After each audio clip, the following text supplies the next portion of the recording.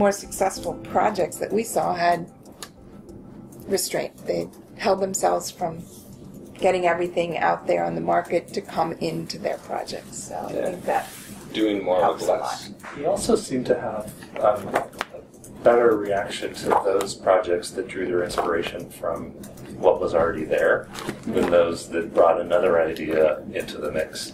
Right.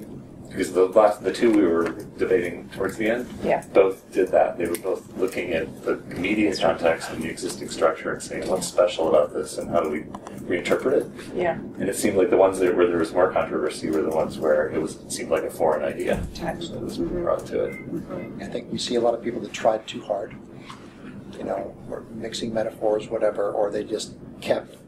If they pulled back one or two steps and stopped a little earlier, trying to try too hard, I think a lot of these would be in a different pile today. Right.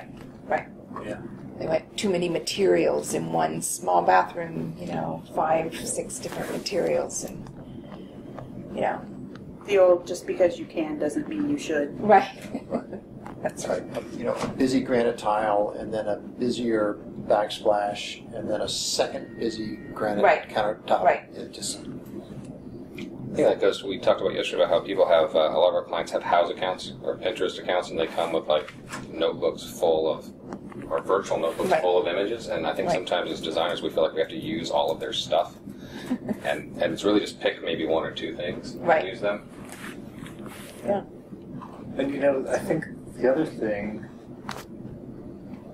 I feel like I'm going to ask even more questions about why they like the thing that they like. Yeah. Because I feel like I noticed that it was more like an attitude about things that we were selecting out as opposed to the thing itself.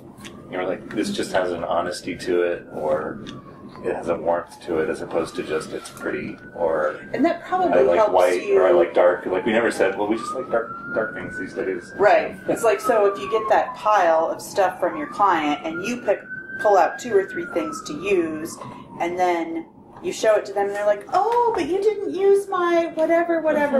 Well, if instead you say like, okay, well what I'm seeing in this body is that you like things that are dark, you like things that are, and like you pull some themes that you articulate with your client, then when they don't see that one little special tile that really has nothing to do with the rest of this, then they're kind of okay with that because you set up the expectation differently. You seem to have 32 white kitchens.